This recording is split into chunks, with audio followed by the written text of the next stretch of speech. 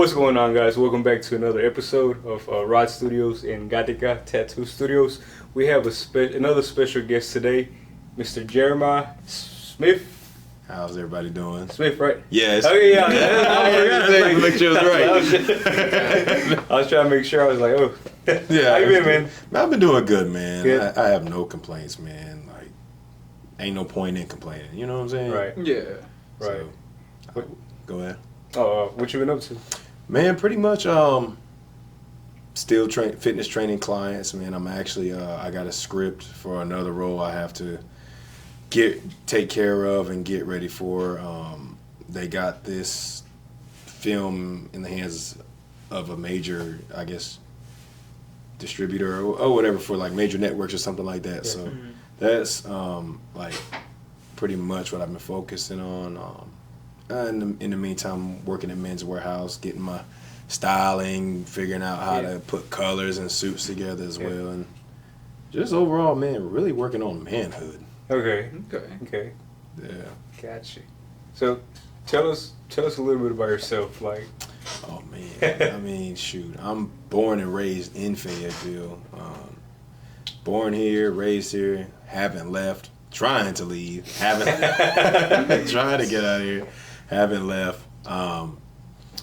Yeah, that's pretty much it. Yeah, I graduated from Southview. It seems like, man, it seems like you got all the time in your 20s, and then it's just a big blur, and then you just got memories. yeah. Yeah, so, for me, running through my 20s, it was just having a lot of clients, having a lot of money, drinking a lot of booze, and running a lot of chicks. And it's just, that was my 20s, And, now, it's a different, different perspective now. Found myself like troubled, in and out of court, jail, a lot of stuff, you're just really trying to figure out who you are. Right. So what I guess where are your views at right now? Oh man, my views in perspective on a lot of things have changed. Like, I was like really stern about the bachelor life and the do whatever I want to do, not answering to nobody, and nobody couldn't tell me anything. Had the ego, the pride. Muscle. What can you say? You know what I'm saying? Yeah. All the while I have a daughter that I'm like, just pretty much like, I'm like, I got a little girl here and I'm over here acting like this and thinking like that. You know what I'm saying? Yeah. So, today in life, my perspective has completely changed, and I've devoted more time to really trying to figure out why people are stuck in a rut mentally, why they can't get ahead, like, or really the correlation with why people desire a different life, but they're not understanding the necessary steps that it takes to create that life. Right. A lot of people, and if I'm over talking, please let me know. No. We're here. All right. No, it's all you, man. Yeah. Well, I'm starting to understand. I've been a fitness trainer well over, like, I started at 15. I started in high school. Like, I started high school working with people. Took a little program when I first graduated at Fayetteville Tech, and it was a fitness trainer program sponsored by NASM, and I got to shadow some trainers that it used to be Gold's Gym, but now it's True Fit. Back when it was Gold's, I was like, at least got to experience Gold's before they changed it. Right. The OGs. The OGs, right? So I couldn't understand the correlation, like why people had a tough time either gaining muscle or losing weight, or people they would lose it, then they would gain it back, and then it would be double time. And I'm like, this is bigger than just working out. Like, people are in a mental fix and they don't know how to get out of it. Yeah. So I started, really, really conversing with clients on a deeper level to figure out what it is going on, man. And it translated outside of fitness, like whether it's your money, whether it's your health, whether it's you want to be a better spouse, be a better sibling, you know, be a better parent. It all starts with your mental. You know, it really starts with, like, you know, your paradigm. You know, I started studying on this stuff. I started listening to, I started reading Think and Grow Rich. Read Atomic Habits. Started listening to Bob Proctor, and he was talking about, you know, our mental faculties, like, really play a big part in our reality. Yeah. You know, a lot of us have a programming or a certain way of thinking, and we don't know how to get out of it. A lot of us, you know, no one's in control of how they were born. No one is in control of their upbringing in the environment that they're in. We're all at the mercy of that. Yeah. So we're all, as we go through life, we're unpacking things that we don't even know how it got there. So I found out you have 3 components of your mind. You got your conscious, your subconscious, and your super subconscious. Yeah. And, like, you know, it was so much to dive in, but I was like, I gotta figure this stuff out, because, you know, I was like, why am I such an angry person? Like, I'm an angry man. Like, I'm like, why am I always angry? Like I'm ready to fight at the drop of a hat. I'm like, yeah, like, if you got my tea wrong at a restaurant, like, we about to fight. Like, so it's like, nah, I said unsweet. I don't want no sugar. So it's like, okay, you know, you got your conscious mind, or your senses, like, you know, what you see, taste, feel, like what you see in real time speed. Then you got your subconscious. What I found out is whether we're aware of it or not, we're picking up things throughout the day. Right. We're picking up things whether we're tuned into it or not. Yeah. Our mind is always in tune to what's going on around us. Where you could pick up, like, you ever just, like, I don't know if you ever worked retail or been in a store where they're playing music on the little radio. Or, yeah, I mean, yeah. Mm-hmm. But after a while, you find yourself knowing the words and humming. Like, how do I know this? And I wasn't. It's just repetition. What's ever repetitive gets in the brain. You know, what's ever repetition gets in the brain long enough. You hear the same stuff over and over again, you will believe it. Yeah. Whether it's good or bad. You know, we live in a society that has taught us and programmed us to be negative towards ourselves. Mm-hmm. Towards us not to like certain things of ourselves, or tells us we're in competition with everybody else. When really all you got to do is wake up every morning, seize the day, be the best version of you, and when you lay down at night, analyze, assess, and say, did I do my best today? Yeah. And when you start living life like that, life starts to have a different meaning. Yeah. You know? So, you ever read it's a book called The Tenets Growth by Grant Cardone. Oh, great. I didn't read it. I listened. So the Tenets, listen to the podcast on Spotify, man. It's he talks about it without actually talking about it. Mm-hmm. But you know how Grant Cardone is. I know how his whole book is like that. I'm gonna listen. I'm going to read it. I'm gonna take a listen to it, and it's called. Say it for me one more time. 10x growth. The 10x growth. Yeah. Is that where he's like kind of like he's like you got to do something 10 times a day? Yeah. But 10x. I thought you said 10x. Like Oh no. 10x. Yeah. It's the 10x rule. Like the 10x rule. So like you got to do everything 10 times. But the way he explains it is, a lot of people think of it like I got to do 10x more of whatever I'm doing daily. But it's like it's not that. It's like you can do 5x of your daily, but also 5x of what you're not doing daily. Oh. So like for example, like his example was like, let's say you're with your family, you're paying your bills on time, you're making money. That's the 5x as far as like every day. But he was like, well, what if one day there's a tornado, hurricane, whatever, or the electric company, like they shut down or something. Now you ain't got no light. You paid for it. You did what you had to do, but you ain't got no light. You got to think about those stuff before. So the 5x going backwards is like, I need a generator. You know what I mean? Like doing stuff before it happens, or thinking about what could happen and solve it before he gets there. So it's almost like, in a sense, like you create a goal and you backtrack. To make sure that goal is met. Yeah. But so it's like you're doing 5 more forward, but at the same time 5x what you're not doing yet. I like so you're going both ways. I never thought about that. Yeah. Like, it's like the whole book is like that. I was like, oh shit. That's a different. That I need to hear that. That perspective is. I feel like that perspective, the way he put it, answers a lot of questions, because a lot of people are like, I want to do more, but how can I do it? But at the same time, it's like, it's not really what more you can do, it's how can you make what you're doing better. You know what I mean? Maximizing the space that you're in versus, man, that was my biggest problem, man. That was my biggest problem. I was always trying to push forward, but I wasn't mastering what was in front of me. And it's it's hard, and this is just real, man. It's hard to master anything when you're not liking yourself.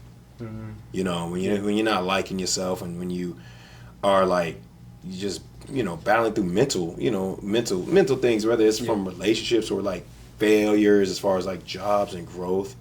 Like I've known you almost 10 years at this point, so it's like like even seeing like where you are today, man, it's inspiring, it's motivating. It's definitely like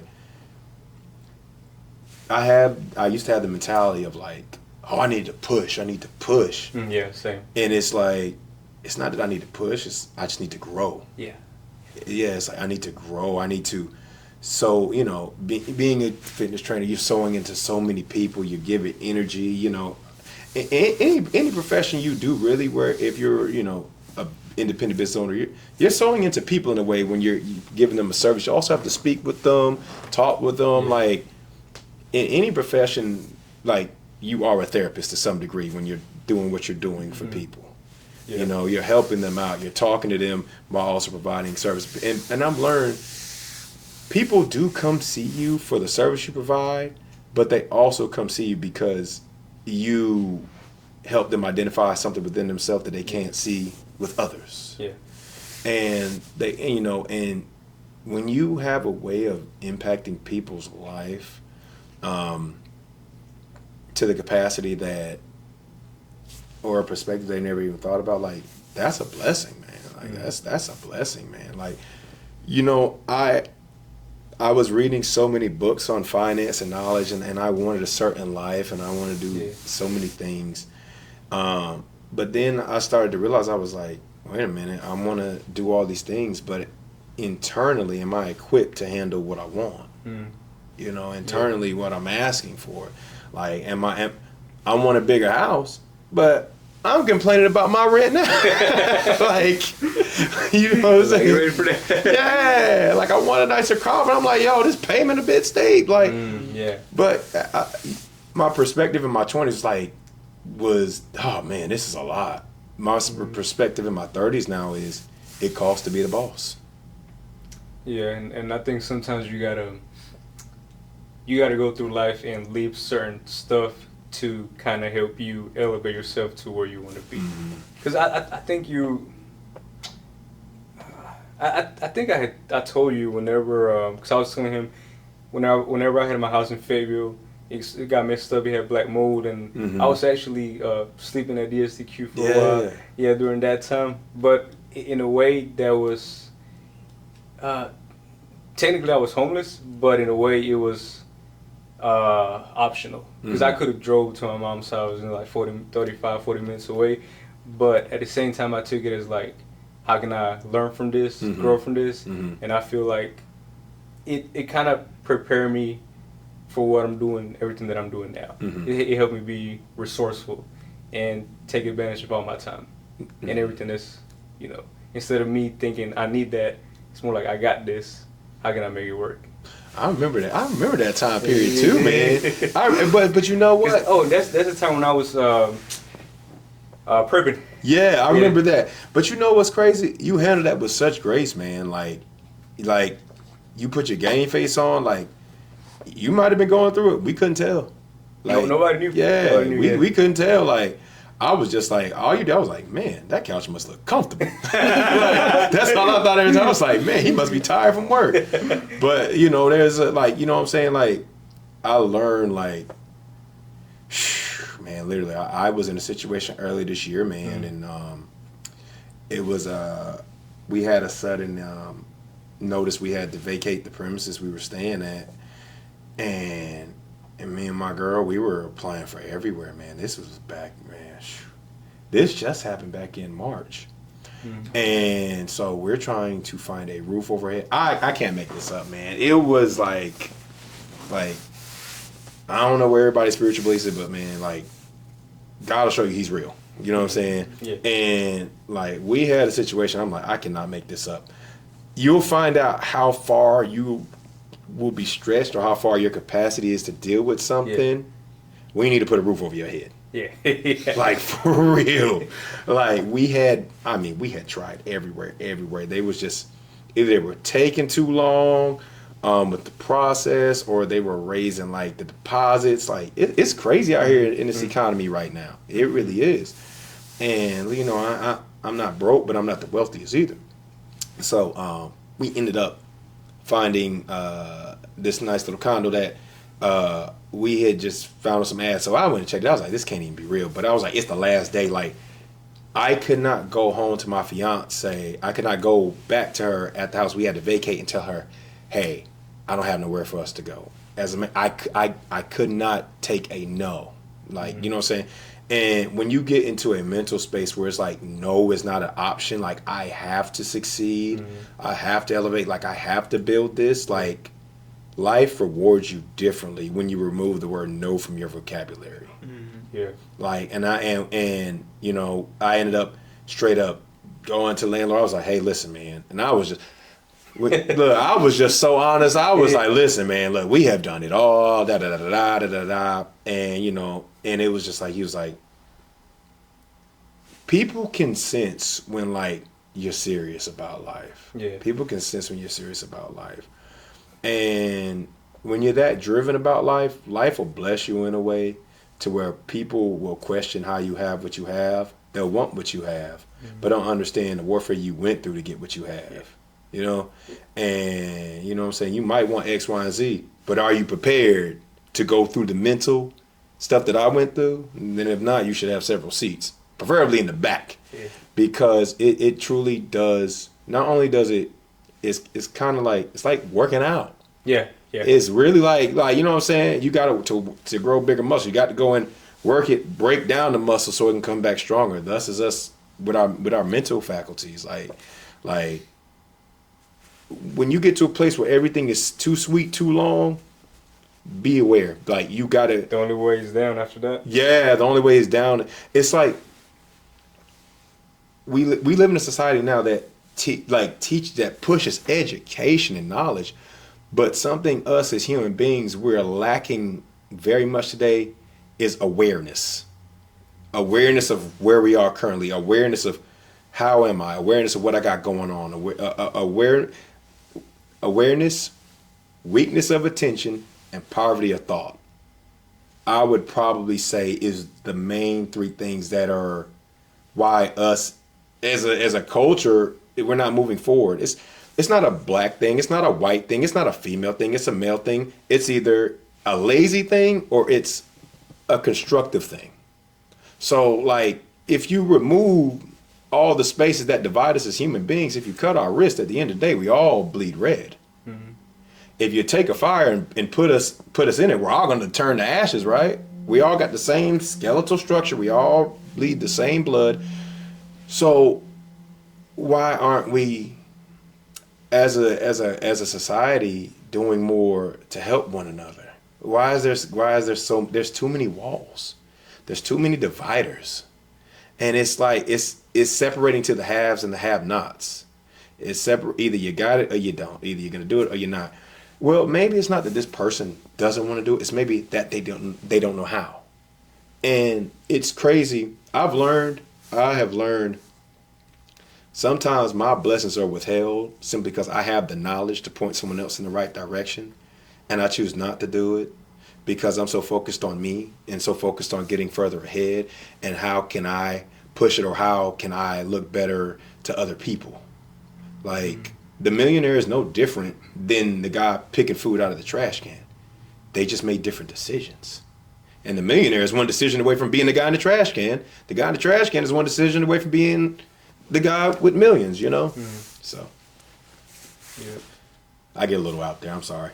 No, you're good. I'm just over here listening, bro. Like you're very passionate about how you feel about things. Yeah. But I mean, it's true. Like to the whole extent, like life is gonna reward you, bro. Like as soon as I started getting serious about life, everything just started opening. And it's just not even like getting there fast or pushing your way forward. It's just the momentum.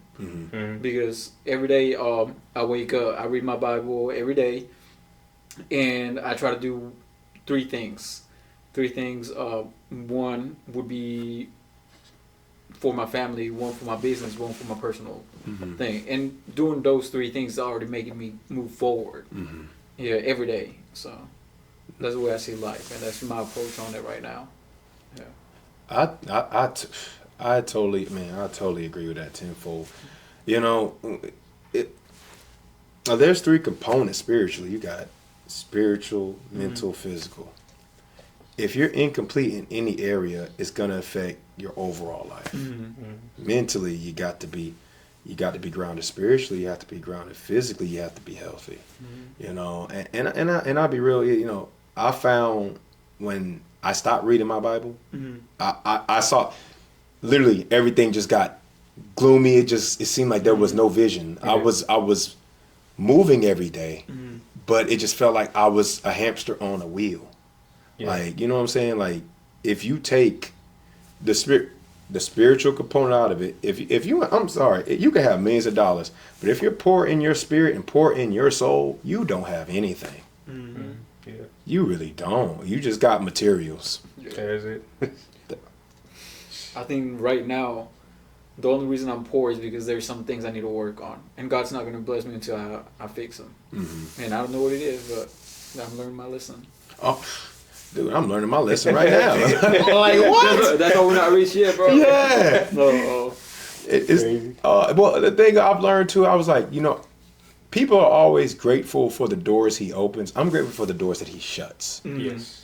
I'm thankful for the doors he didn't let me walk in. Because you think about it, who am I that he is mindful of us? Like, who are we that like he loves you to the point where he's like, if I gave you this million, you might destroy yourself. Not only that, you're going to destroy the relationships, and you're going to ruin your purpose that I designed and delegated for you. So I love you so much that I'm not going to put you there. I'm going to give you more time to sit, figure it out, and marinate. And sometimes, you know what? We live in a society in the culture, like, because of social media, you got to do this, you got to do that, you got to be doing this. And sometimes, like, the Lord is just like, you know, I have the answer. Why don't you just sit and talk with me? A little bit more prayer. And that'll solve the problem. But I think, you know, we live in a society that thrives on making things hard on purpose. And I think life is really more simple than what we think it is. I think social media has made it complex because you have advice and info from so many different platforms, things, and people. We're more in tune with this than with this. And if we don't have this, you ever leave your phone gone too long and you be like, where's my phone? Like, that's a problem. The only time I can leave my phone to the side is when I'm with my family. That's it. Like, outside of that, I gotta make sure like my phone, I'm aware of where it's at. Outside of that, if I'm with my wife, my kid, like, my phone, I don't know how long it's been since I seen my phone. But outside of that, like I said, that's it. Yeah, it's to a point where it's like, you know who I envy the most? Kids. I mean, really. Yeah. You think about it, man, they ain't worried about no bills. They ain't worried about nothing. They just wake up. Sometimes they put clothes on the right way. Sometimes, you know, I see my daughter sometimes her shirt's on backwards, like, and they just wake up and they have this carefreeness and they just do whatever, you know what I'm saying? Yeah. And if you look at it all, we're really just big children. We're really just big kids. And we're trying to do adulting. Adulting is stressful. And not only is adulting stressful, you're not allowed to have that component to say, it's hard, it's rough, and quite frankly, I just don't want to do this today. You're not allowed to have that mental space of like really wanting to cry and just let it all out and really take a breath of fresh air and start over. It's when you go to God about a situation, he wants you to be childlike, not childish. Right. And we got to get a society to get to a point where it's like kids are in awe of their parents. They're in awe. Like you just could be putting a glass of water, nice. Daddy, I love you. Mom, I love you. And you're just like, all I do is like just drink the water and be quiet. Yeah. like Daddy's got a headache, But we got to get to a point where that childlike awe comes back in life, even as an adult, because it changes the trajectory of your future. Yeah. I don't know if that makes sense. It does. Yeah. When you get to a place of like you have this, like life, when you wake up, life doesn't feel like a burden. Yeah. It feels like a blessing, and it doesn't feel like a duty or a job. Yeah. But it feels like a privilege to be amongst the living. And what impact can I make today? Yeah. Yeah. That they come with the perspective of like, yeah, I'm ready to start my day. Mhm. What's ahead of me? Yeah. It's kind of like in the mornings. I told him that I wake up. I wake up at 4 a.m. But on good days, I wake up at 3:30 a.m. Mhm. You know what I mean? Because I get to enjoy life more. Yeah. Yeah. So instead of it saying, damn, I could have slept more, it's more like, now I get to enjoy it more. Mm-hmm. And I find myself being more peaceful during the day when I wake up at 3:30 than at 4, only because of that simple mindset. You know what I mean? But That's that's a little switch that you gotta turn on. You know what I mean? yeah, no, for real, you absolutely do. And it's like I get you with the 3 and 4. Like my fiance will tell you, even though she's my, I'll just call her my wife, and it's just my wife will tell you, like. It bothers me if I'm getting up at 8 or 9 o'clock in the morning. Like, it just it doesn't sit well with me. That's what's now for me, because it's like you get 24 hours in a day. I've wasted like to me it just seems like to sleep all day. It's just there's nothing wrong with getting rest. Nothing wrong with getting rest, but I'm like there's something about getting up at 3 or 4 a.m. It's something about that excites me about like. I know everybody in society still asleep. I'm up. I'm up. Like I'm reading Bible. I'm reading some books. Like I might go to the gym earlier than everybody. And by the time I'm walking out the gym, most people are either waking up or they're most people are going to jobs that they hate. They're waking up miserable because they're going to the same place. There's no growth. You can't. There's no growth when you're following the company's standard. You either pushing paper all day or you're doing hard labor. You don't get a chance to work on yourself. You're in survival mode. And there have been a lot of people that have left this world early just because they lived their whole life in survival mode and they couldn't get out of it. We got so many tools at our disposal today, and I can't tell you how many times, like, I don't know if this is happening to y'all, like, sometimes you'll just be like sitting there and like you're scrolling and you don't even know, like you're like, how long have I been? And you look up 10, 15, 30, you be like, what in the world? When did it, Yeah. So, I'm trying to make it a point. Well, not trying. I am making it a point to like live more in the actual physical moment of what I am. Yeah. You remember like you was a kid, you used to ride the school bus. We had no phones. We just had to live in the moment. You couldn't watch nothing but the condensation on the window. You smell the bus. Yeah, smell the bus, the leather. Yeah. All your senses were working. Yeah, all our senses was working. You like the school you could smell the school breakfast. The little textbooks, your pencils. You actually got to feel with the pencils, like the paper. You were in tune with what the teacher was talking about. The bus feels soft today. Let me take a nap. Right. Right. But these are small things. It's like no one's in tune anymore, and we're all getting numb. We're all getting numb, man, and it sucks because for the independent business owners like ourselves, we still have that awareness. But I studied. I was like, dang, for 12 years, I went to school, and till this day, I can't tell you what the pi equation has done anything in my life. I've never used 3.14 for anything. You know what I'm saying? Yeah. So it's like, and now like, once you really wake up and you see what's going on, it's like, oh man, like education. We've been taught that we have to pour into ourselves to be great. When really we're already great. We all have different gifts. Our job is to figure out, our jobs as individuals isn't to govern other people, it's to govern ourselves and use our gift to bless others. Yeah.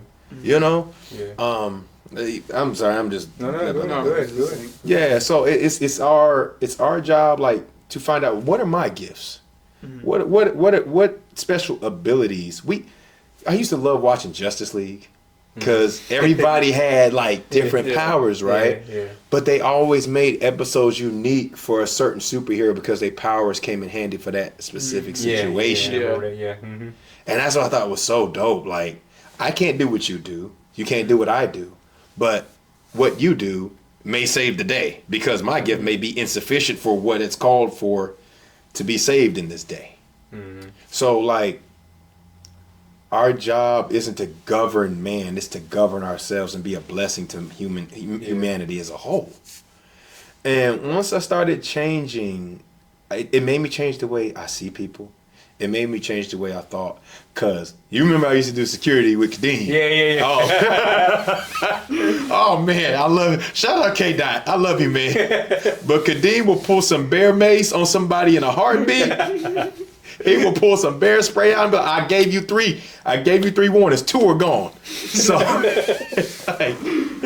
but it's like working in environments where they make you intense or they make you look at people a certain way, not understanding what they went through, man. When I used to do security for several nightclubs in Fayetteville, at first, I went through 3 stages of this. Yeah. So, like, at first when I was doing security, and this is back when I was not engaged, I did not have a woman, so I was single, and I was in my 20s. Let me put that out there. But when I was doing security in my early 20s, not knowing who I was, you know, I had women all up on me, all X, Y, Z. So I'm liking this attention. I'm like, oh, this is good. Like, this is, you know, I like this. But what I didn't realize was, like, it was a trap being set. Like, you ever seen the little cartoons where they set little candy on the floor, and then eventually there's like a box and a stick and a string. That's how life works. If you don't keep yourself in check. Yeah. You know what I'm saying? Like, little things that ain't good for you will slowly pull you. Then it's like, oh, bet. And then eventually you look up, you're in this box, you're like, yo, how did I get here? My money's gone. I'm losing relationships. Connections are being cut short. I don't know what I'm going to do. When that box is over you, you are just in a dark place. But we get mad that we're in a dark place, not assessing that there were steps that it takes. Just like there's steps for success, there are steps for failure. Yeah. And people do not talk about the steps that it takes to get to failure. It actually takes more steps to get to failure than it is to success. Because when you're on your way to failure, there are a lot of warnings. Oh, yeah. And we avoid them. When you're winning, there's no award. You're just winning. But when you start to fail, like, God is like, hey, you're going south. I want you to go north. And it's like, well, I don't see indication I'm going south. I still got money. I still got X, Y, and Z. But there are certain things you lose morally wise about yourself, mentally wise, emotionally, spiritually. And once you lose all these components, it's now physically manifested that you become a failure because you became a failure spiritually, mentally, emotionally. So when you're like, and when I say failure, I'm not saying like, people use the term failure as like a loser or anything like that. I don't see the term failure as losing. I use the term failure in terms of life's school. Okay. Failure is not failure. It's just you're in the school of life and you're in a new curriculum and you don't understand what it takes to pass this test. Yeah. So when things happen, it's like, oh dang. Okay, I have 2 choices. how I respond to my current circumstances dictate what's going to happen in the future. If I respond to this situation in a way, angry, upset, ticked off, pissed, mad at everybody, that's not only is that not going to serve me any purpose and hurts me, it also stunts my ability to grow. Mm-hmm. It's not about situations. You can never control things that come to you in life, but you're always in control of how you respond to them. All experience. I have a saying, there are times that the traumatic experiences aren't necessarily your fault, and you have a right to be mad.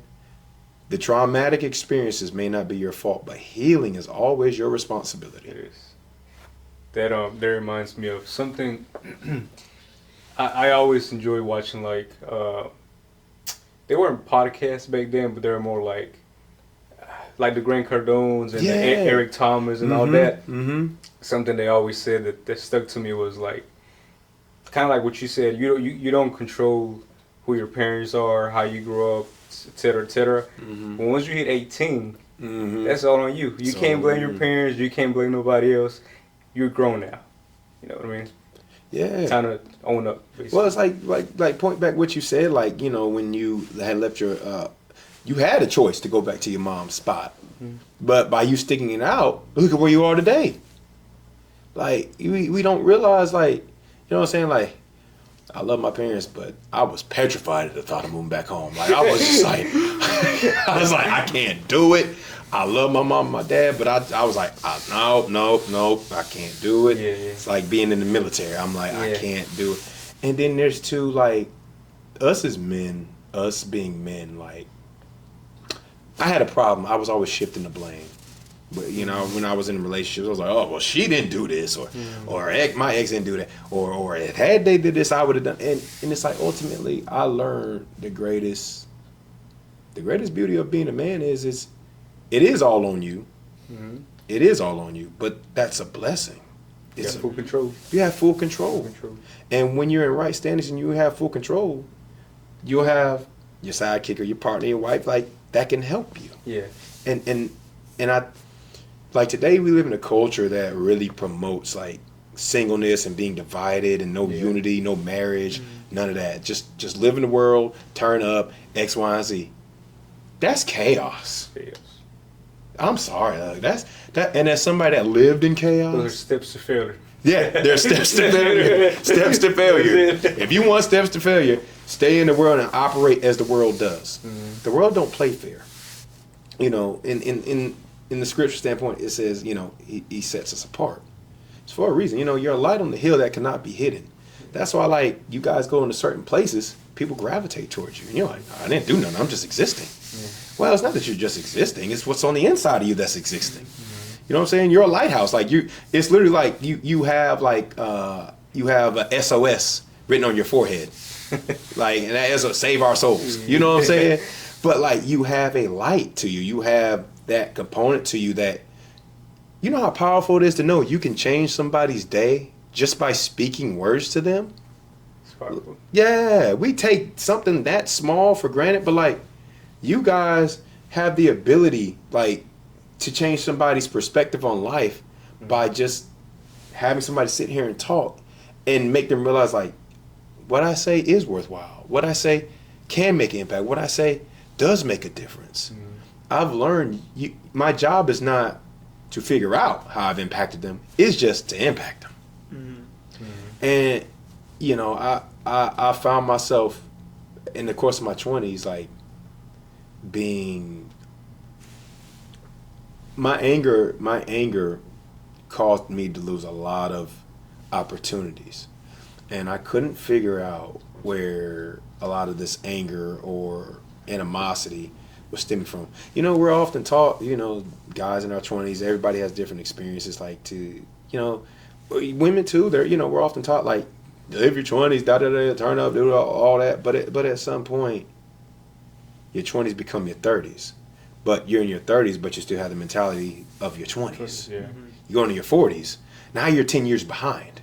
You're years and years behind because no one has ever stopped to tell us, like, hey, we need to do a reprogramming. Mm-hmm. It's like Microsoft. It's like when you used to get on Microsoft Word, Work or Words, the font is Times New Roman. The font is Times New Roman. Now, the moment I changed the font from Times New Roman to Arial or something, it stays in that format as long as I keep typing forward. But the moment I press the backspace, I go back to the default setting. And that's how we are as human beings. Yeah.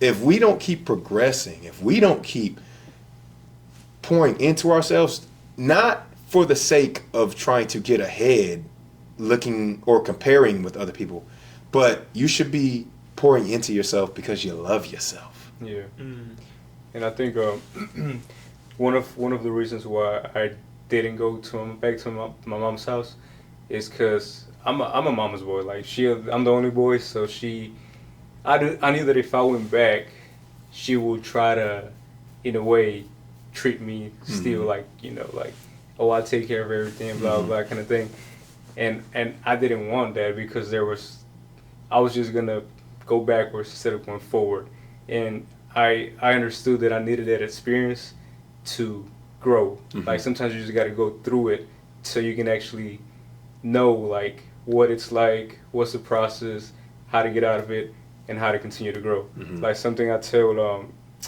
my fiance as well with my son. I was like, I'm not gonna be mean to him, but I'm gonna let him struggle a little bit. I need him to grow up knowing, like thinking about things, knowing what to do. Like daddy's here, but daddy isn't gonna do everything for you, kind of thing. And because that's how I grew up. Because I didn't have my dad around, so mom was always treating me like a baby and stuff like that. And when I had my first daughter, life hit me, and things just switched around, and I was like, damn. I feel like if my dad was here, it would have been different in a way, because I was kind of living in this bubble, and that's how I don't want my kids to grow up. I want them to actually be aware of everything, their surroundings, and overall make better decisions. You know what I mean? No, absolutely. Like it's funny. Like I had my mother and father, but my dad was more like, here's the money for the bills. And he was gone a lot. You know what I'm saying? Yeah. So it's like, I'm like, dang. I'm like, you got both parents. I'm like, that ain't what you think it is. Like it's like it's sometimes, and I will say it now, like back then, like I wish I had like a single mother upbringing at that time, because I'm like, it's something to see the person that look just like, and they're not giving you any attention. That hurts more to know like they're in there and they're actively making a choice not to connect with you. Yeah. You know what I'm saying? Yeah, versus like, I'm like, you're physically here, but you're not mentally and spiritually. Like that hurts. You know what I'm saying? Yeah. And it's funny how like when you had your daughter and I had mine, it's crazy. Like I'm like, dang. I'm like, it's in a weird way, you become the person that you needed the most. You do, like, and so like, and I had a saying I used to tell everybody, like, become the person that you needed growing up. Become the person that you needed growing up. And it changes the way, like, us as dads, like, we're changing you yourself, you as a father, like, you change. I don't know, how your upbringing was, but we're changing the culture for our family. We're changing, we're breaking old habits, we're killing generational curses that like held our families hostage. Like it's time for like, I started studying like men from emotional awareness is now just something that's being talked about with men. Like the version of men back in the 60s, 70s, 80s. Yeah. Like, pay the bills, you know what I'm saying? Don't like, those guys are vanishing. So it's like, even now, like, I love my dad. I could ask my dad for advice in some areas, but not all areas, because we live in a different world today. We live in a world where women are making money. Women are financially allowed to do their thing, which is a blessing. And a lot of men don't see it that way because they're still trying to, hold the house in a way where it's like it's a my way or the highway. Mm-hmm. But a lot of the older generation of men, they're dying off early from putting the stress of putting everything on their back. Now, I'm not saying go 50-50. That's not what I'm saying. But what I'm saying is the new currency of the 2020s isn't money. It's emotional intelligence. It's men. Because your woman could have a job. Your woman could have X, Y, and Z. She got stuff, and she might be like, be a man, romance me. You be like, romance you? What? You got the bills paid? You got a roof over here? What, romance? What do you mean romance me? Like, be emotionally available. Be in tune with her. Be in connection with her. Like, now I make it a point, whether I'm working or whether my woman's working, I'll set up on my calendar, like, distinct date nights or distinct things for us to do, for us to be in tune. And I've learned there's a level of manhood you cannot reach unless you have a wife. Yeah. And that might sound crazy. And now some people say, well, I had a wife. I'm divorced and I did a... I think a lot of men, it's kind of like what you were saying earlier about God didn't give you this million because you weren't prepared for it. Mm-hmm. It's kind of the same thing. A lot of men want to be at that level, but they're not ready to be at that level. They consider themselves at that level, but they're not really there. Mm-hmm. It's like they want to be up here, but they down here. So their expectations are like still trying to be up here, but the way they go day by day, it's not there. And I think that's where those men fail at. You know what I mean? Like I know where I want to be. I know I'm not there yet. That's the goal, but I'm working on getting there. Instead of me saying this is what I want it now. But then it's like those are steps to failure. Yeah. Like, think about it. Like, society has programmed marriage to be this. They tell men, society tells men that marriage is dangerous. It's not. It's not. If you're committed to being the best version of yourself, like, it's not dangerous. Like, if that millions were accessible to you, but God said, yeah, for you to get that, you need a good support system that can show you and your blind spots. You're not going to make that kind of money if not. Jeff Bezos, so this is what debunked it for me when a lot of, like, guys with money or some guys like, I don't need one, I can do all this. Jeff Bezos is the richest man, I think the wealthiest man in the world, and he is on his second marriage. Now, I'm not saying what went wrong with his first, but if the wealthiest man in his life is married, what gripe do I have against it? What gripe do I have against it? Because you want somebody that can show you your blind spots. You want somebody who's going to be real and transparent with you. If you can't handle what's in-house, you can't handle the world. If I can't deal with my woman telling me X, Y, and Z and issues and this, how am I expected to be able to handle a business deal? Or if somebody's coming to me saying you need to do this to elevate, how can I handle constructive criticism from society when I can't handle it from the person I made the biggest commitment to? You know, and I found out, like, there is something about being in servitude that brings out an area of a man that you didn't even know was there. There's something about being in that area of servitude towards your wife, towards your kids, like, and you find a different layer of yourself you didn't even know existed. So because you're selfless with them, God is willing to bless you abundantly because you're being a good steward of what he's given you.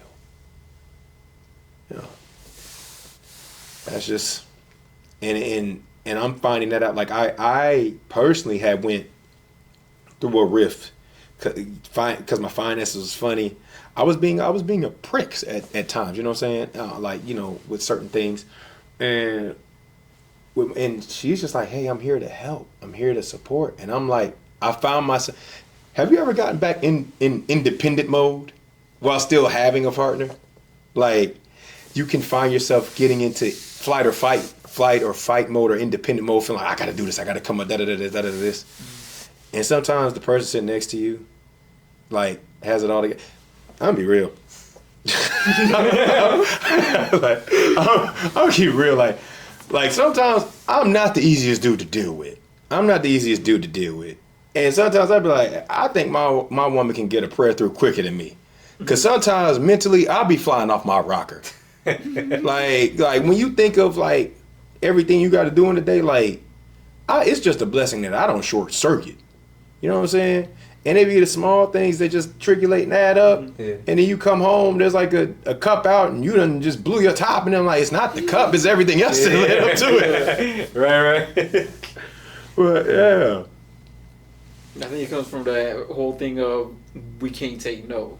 Mm-hmm. Like once you have the we can't take no, I think we put on ourselves like there's no room for failure. We can't fail. Mm-hmm. So we have to have like a balance of like what is considered a failure. Mm-hmm. Like you're not moving forward or you learning a lesson. Learning a lesson is different than failing to me. Mm-hmm. Yeah, so we just have to have that balance. Yeah. Because I just went through the same thing, man. Like, yeah, I just went through the same thing, man.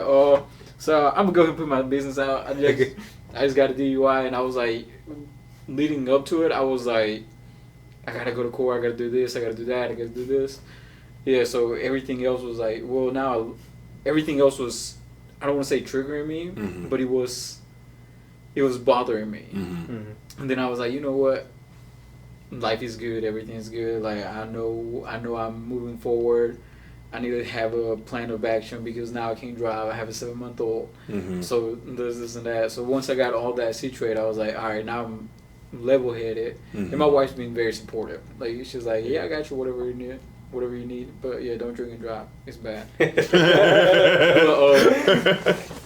Yeah. So like the whole last week, I was on edge for some reason. I know the reason, but I didn't know how much it was affecting me until I looked back. I was like, I was tripping the whole week, which I mean is like we're humans. It's Absolutely. Yeah. Heck yeah. Like man, when it comes to like, you know what's crazy? I'm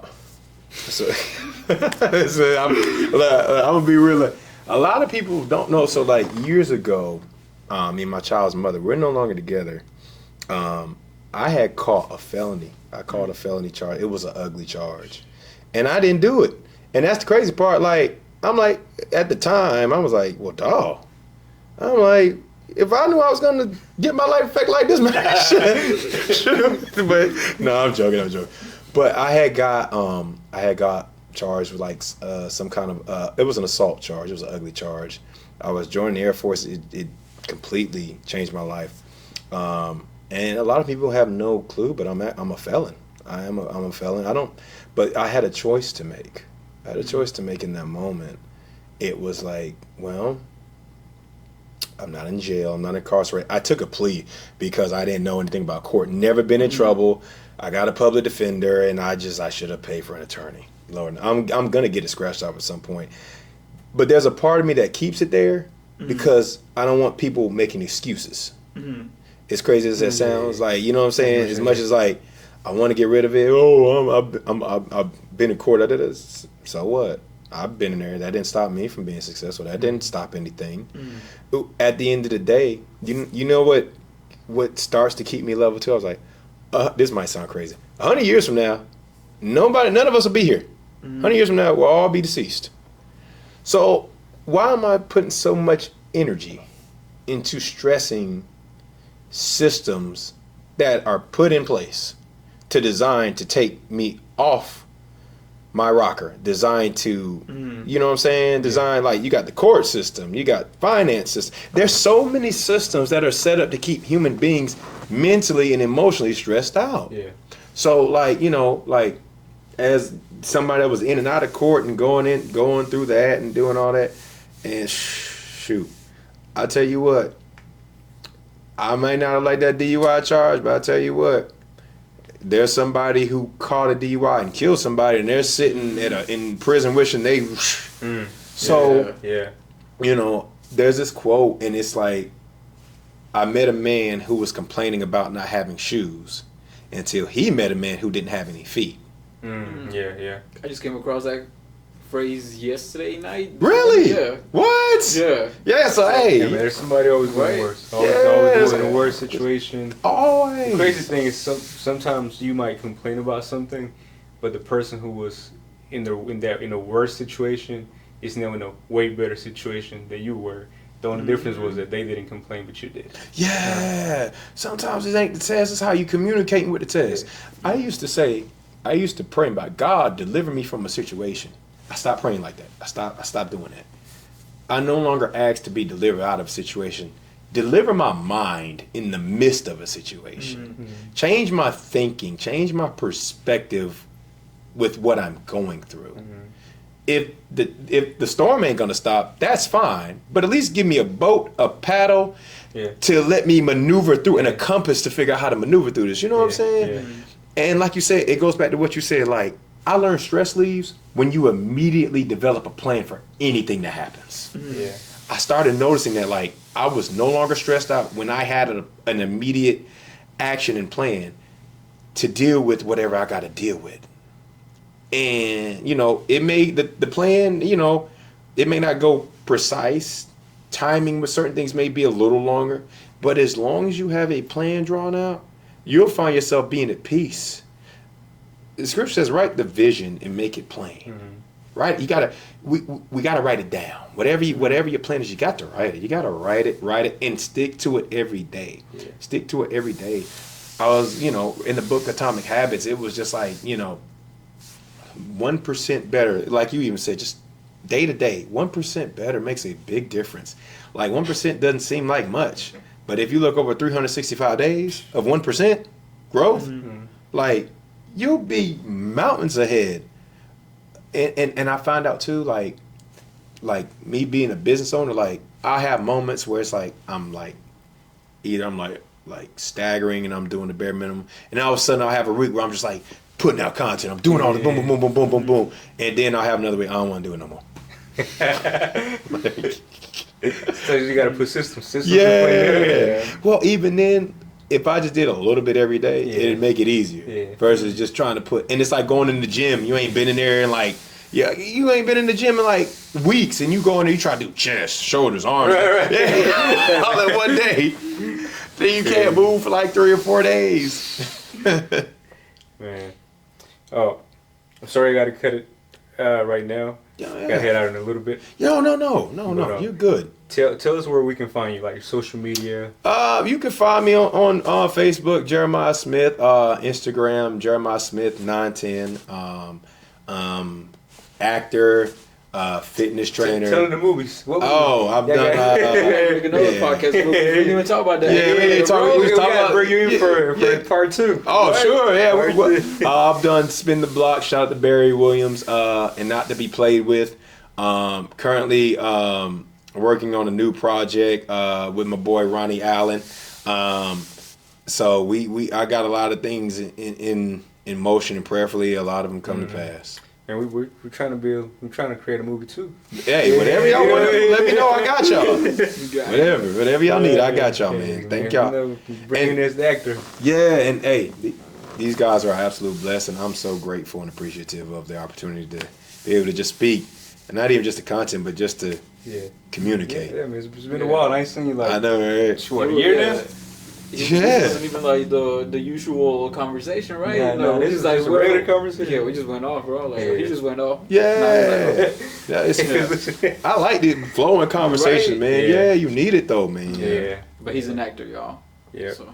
And again, I'm gonna put all his links. If you send me the links, I'll put them all in the description box down below. Again, definitely got to bring you in for a part 2. Talk about the movies, all that good stuff, and you know where you're at during that time. But we'll set you up in the calendar. Absolutely. Remember, don't forget to subscribe. And I'm gonna leave it like this based on what we just talked about today. There's a quote that has stuck to me for a while now, and that was, hold on, let me remember it. Hold up. Edit. Yeah, edit. I'm editing in. No, it's there. I just forgot. I'm thinking of the word. Hard times create strong men. Strong men create good times.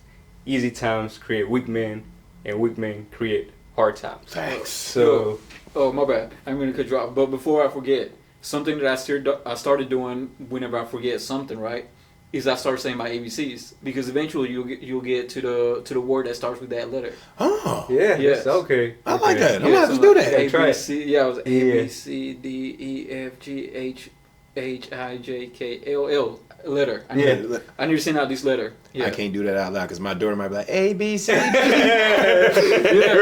No, I do it whenever I'm alone because other than that, like they'll think I'm crazy. I'm doing it in my mind. Yeah. Do it in my mind. Yeah, no, that helped me out a lot. Like, because I have been Yeah. forgetting less stuff. So Oh, I Man. forget a Yeah. lot. I thought I was the only one. I forget a lot of stuff. no. Man. Oh, Well, thank you, Jeremiah. absolutely. Thanks Appreciate for you having me. coming here. Absolutely. Nice meeting you, brother. Nice meeting you, brother. Yeah.